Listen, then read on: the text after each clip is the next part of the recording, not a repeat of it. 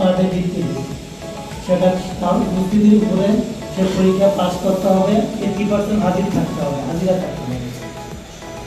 তো স্যার আমাদের অনেক সময় নিয়েছি আমরা স্যার, আমি সংক্ষিপ্ত বলা ছিল আমি স্যার বিদায় নিলে আমি আপনাদের ক্লাসে গিয়ে কর্তৃপক্ষের কাছে যদি বলে তাহলে অনেক ভালো হবে। আর আমাদের এখানে অত্যন্ত ভূমিকার মহোদয় আছেন, সেটা হচ্ছে যে ওনারা এই ব্যাপারে ভালো বলতে আমরা শ্রদ্ধার সাথে স্মরণ করছি।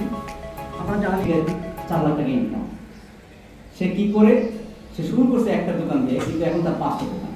এই 5টা দোকানে সে তারপর 8-10 জন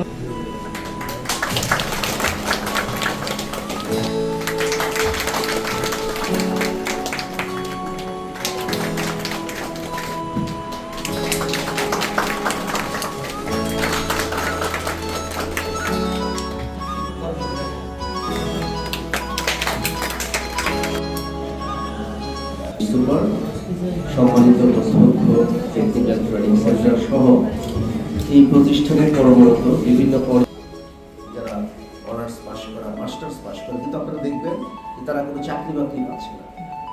তাহলে কি ঠিক নিয়মে থাকি ঝামেলা কম হবে এবং আমাদের এই যে বিভিন্ন ধরনের অরাজকতা তৈরি হয় বা অব্যবস্থাপনা